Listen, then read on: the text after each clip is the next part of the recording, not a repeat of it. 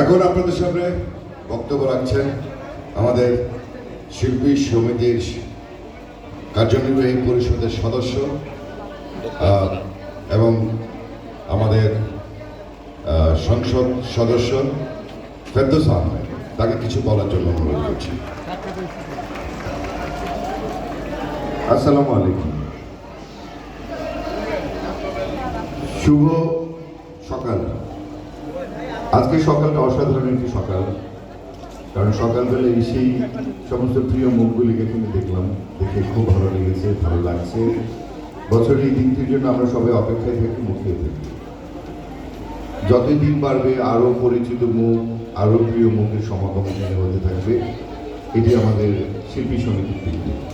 ধন্যবাদ আমাদের সাধারণ সম্পাদককে তার সাবলীল উপস্থাপনার জন্য।